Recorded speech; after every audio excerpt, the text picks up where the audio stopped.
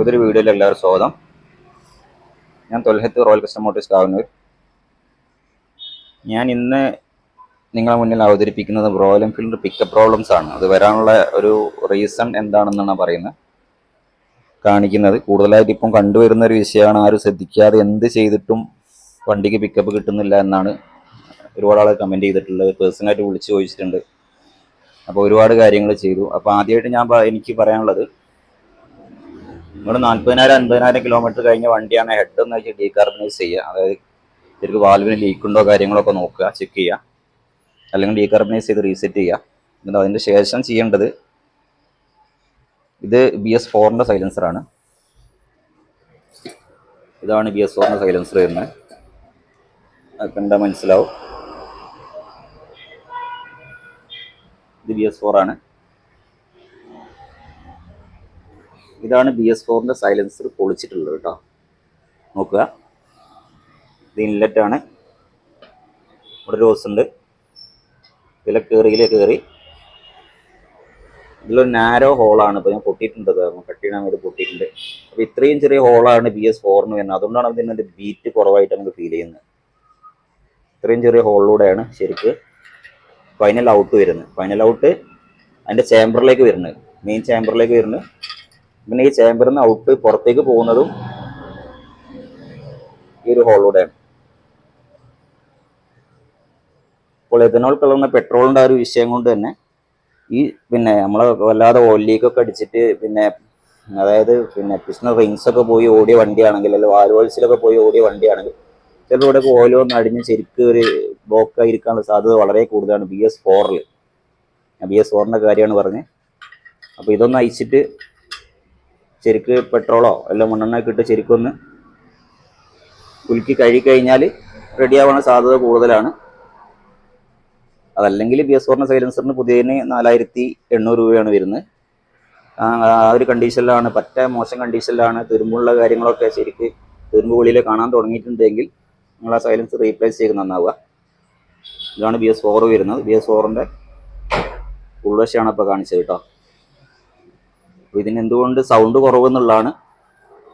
ഇതൊക്കെ ഫുള്ള് ബ്ലോക്കാണ്. ഇവിടെ മാത്രമേ നെറ്റ് കൊടുത്തുള്ളൂ, ഹോള് കൊടുത്തുള്ളൂ.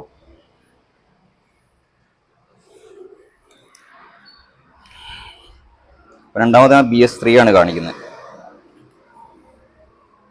BS3 ഫസ്റ്റ് ചേമ്പറാണിത്. Second chamber, third, fourth, final out. അപ്പോൾ ഇതിന് ഫൈനൽ ഔട്ടും വലിയ ഹോളാണ് കൊടുത്തത്. അതുകൊണ്ടാണ് ഇതിന് കുറച്ച് ബീറ്റ് കൂടുതലായിട്ട് നമുക്ക് തോന്നുന്നത്. അപ്പോൾ BS3 നമുക്ക് സൗണ്ട് കൂടുതലായിട്ട് സൈലൻസറിന് തോന്നാനുള്ള കാരണമാണല്ലോ, അതൊക്കെ നെറ്റാണ്. പിന്നെ ഫൈനൽ ഔട്ടും ഈ ഒരു ഹോളിൻ്റെ സൈസിൽ ഫൈനൽ ഔട്ട് വരുന്നുണ്ട്. അപ്പം അതുകൊണ്ടാണ് BS3 സൈലൻസർ സൗണ്ട് വരുന്നത്. അപ്പം ഇത് ക്ലീൻ ചെയ്യുന്നതിനേക്കാളും മുന്നേ ചെയ്യേണ്ട കാര്യമാണ് പറഞ്ഞത്. സൈലൻസറിൻ്റെ ബെൻഡ്, ഇതാണ് മെയിൻ വില്ലനായിട്ട് വരിക. ഇതിലെ കാറ്റലിക് കൺവേർട്ടർ വരുന്നത് ഇതാ ഈ ഭാഗത്താണ്. ഈ വെൽഡിങ് മുതൽ ഈ ഭാഗം വരെയാണ് കൺവേർട്ടർ വരുന്നത്. നിങ്ങൾ കണ്ടാൽ ലൈറ്റ് കാണുമെന്നറിയില്ല, ലൈറ്റ് ഒന്ന് അടിക്കും. ഇതിൻ്റെ ഉള്ളിലാണ് ശരിക്ക് ഇതിൻ്റെ വിഷയം കിടക്കുക.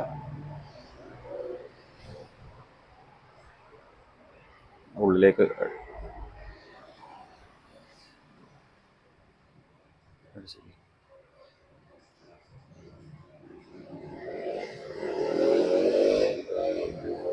കാണുന്നില്ല.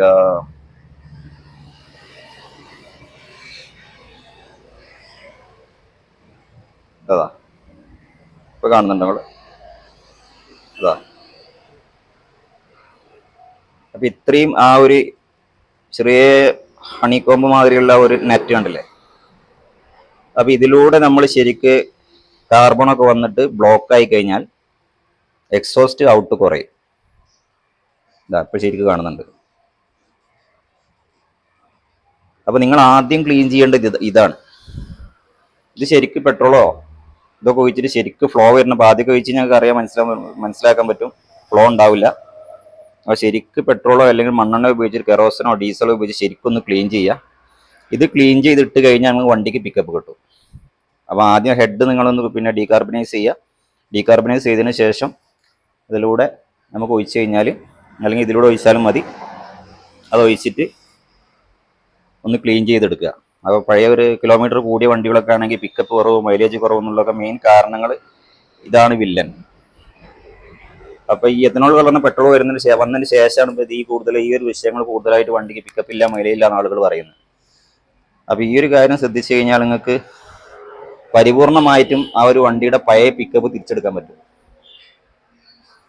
അപ്പോൾ ഈ ഒരു കാര്യങ്ങൾ, അതായത് ഞാനിപ്പോൾ പറഞ്ഞ കാര്യങ്ങൾ BS4 ആണെങ്കിൽ BS3 സൈലൻസർ അങ്ങോട്ടുകൂടെ മാറ്റിയിടുന്ന കുഴപ്പമില്ല. പൊല്യൂഷനിൽ ഫെയിൽ ആകുവാണെങ്കിൽ മാത്രം നിങ്ങൾ ഒന്ന് മാറ്റി ഫിറ്റ് ചെയ്താൽ മതി. അത് BS3യുടെ അങ്ങോട്ടും മാറ്റി ഫിറ്റ് ചെയ്യുന്നതിന് കുഴപ്പമൊന്നുമില്ല.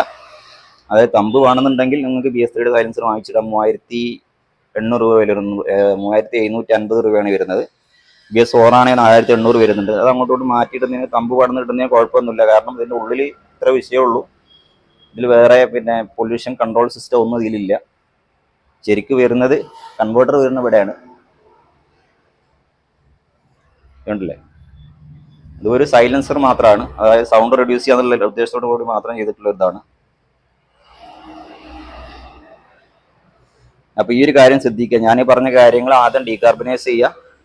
വണ്ടിക്ക് വലിയില്ലെങ്കിൽ അതിൽ വാക്വം പിസ്റ്റൺ നോക്കുക. വാക്വം പിസ്റ്റൻ്റെ ആ ഒരു റബ്ബർ പാർട്ട് സ്മൂത്ത് ആണോ നോക്കുക. അത് പിന്നെ ആ സ്ലൈഡറിന് സ്ക്രാച്ച് ഇല്ലാതെ കൂടുതലുണ്ടോ ആദ്യം നോക്കുക. കാർബറേറ്റർ നോക്കുക. പിന്നെ എയർ ഫിൽറ്ററിന് ഇൻലെറ്റ് നോക്കുക. അല്ലെങ്കിൽ എവിടെയെങ്കിലും കാര്യങ്ങൾ ബ്ലോക്കോ കാര്യങ്ങളോ ലീക്കോ എന്തോ ഉണ്ടോ നോക്കുക. കാർബറേറ്റർ ശരിക്കും നോക്കുക. വാക്വം പിസ്റ്റൺ നോക്കുക. ഡീകാർബണൈസ് ചെയ്യുക. 40,000 കിലോമീറ്റർ കഴിഞ്ഞ വണ്ടിയാണ് ഡീകാർബണൈസ് ചെയ്യുക. ഡീകാർബണൈസ് ചെയ്യുന്നതോട് കൂടെ തന്നെ ഈ ഒരു കാര്യം കൊണ്ട് ചെയ്ത് കഴിഞ്ഞാൽ നിങ്ങളെ വണ്ടിക്ക് ഒരു പുതിയ വണ്ടിൻ്റെ മാതിരി പിക്കപ്പ് ഉണ്ടാക്കിയെടുക്കാൻ പറ്റും. വേറൊരു കാര്യങ്ങളൊന്നും നോക്കേണ്ട ആവശ്യമില്ല. പിന്നെ പിക്കപ്പുമായിട്ട് ബന്ധപ്പെട്ട് ഈ ഒരു കാര്യം മാത്രമേ നോക്കാനുള്ളൂ. അപ്പോൾ അടുത്തൊരു വീഡിയോ മൂലം കാണാം. Thanks for watching.